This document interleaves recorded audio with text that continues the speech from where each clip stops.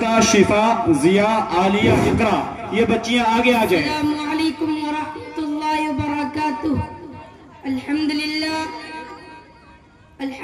الذی علمنا ما لم نکن نعلم، والصلاة والسلام علی رسول الاکرم وعلی آلہ واصحابہ المحترم، اما بعد، قال اللہ تعالی اعوذ باللہ من الشیطان الرجیم، بسم اللہ الرحمن الرحیم، اقرأ وربک الاکرم الذي علم بالقلم علم الانسان ما لم يعلم۔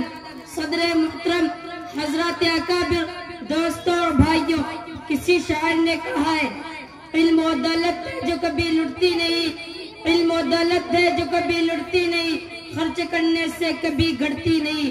محترم بزرگوں، روشنی کسے پسند نہیں، شب تاریک میں مہتاب، اندھیرے کمرے میں کمکمے کسے اچھی نہیں لگتے۔ ٹھیک یہی بات ہے، علم پر صادق آتی ہے۔ وہ کون سی چیز تھی جس نے آدم علیہ السلام کو فرشتوں سے افضل بنا دیا؟ وہ کون سی چیز تھی جس نے آدم علیہ السلام کو فرشتوں سے افضل بنا دیا؟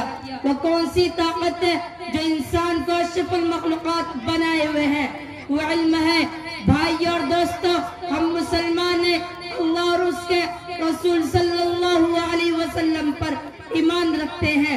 واقعہ یہ کہ اگر ہم علم نہیں رکھتے تو ہم مسلمان ہو نہیں سکتے۔ مسلمان اور جاہل ہے، مسلمان اور ان پڑھ ہوا ہو نہیں سکتا۔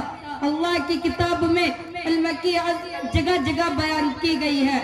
ارشاد تعالی ہے، قل هل يستوي الذين يعلمون والذين لا يعلمون انما يتذكر اولو الالباب۔ اس آیت کا ترجمہ یہ ہے، کہہ دیجئے کہ کیا اہل علم پڑھنا جاننے والے برابر ہو سکتے ہیں؟ عقل مند ہی نصیحت کرتے ہیں۔ محترم دوستو، علم سے مراد کیا ہے؟ کیا دنیاوی علم یا اخروی علم؟ واقعہ یہ کہ علم کوئی بھی ہو انسان کو عزت دیتا ہے، انسان اسے کمال پاتا ہے۔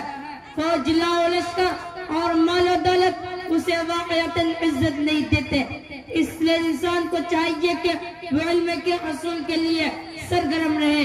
آپ اگر دنیاوی علم حاصل کرتے ہیں تو دنیا میں کامیاب رہتے ہیں، اور اگر دینی علم حاصل کریں گے تو آخرت کی کامیابی آپ کا قدم چومے گی۔ محترم دوستوں، اگر آپ کچھ عقل والے ہیں، اگر آپ میں کچھ بھی دانش مندی ہے تو آپ علم کے حصول کے لیے دوڑے، خصوصاً دینی علم حاصل کرے۔ چاہے آپ کو کتنی تکلیف اٹھانی پڑے، مسائل جھیلے، تکلیف اٹھائے، راتوں کو نیند خراب کرے اور دیگر زحمتیں برداشت کرے، پھر بھی علم کے حصول سے نہ بھاگے، اسے میں کامیابی ہے۔ دعا ہے کہ اللہ تعالی ہمیں آپ کو علم کے حصول کی، خصوصاً علم دین کے حصول کی توفیق عطا فرمائے۔ آمین۔ وآخر دعوانا الحمد للہ رب العالمین۔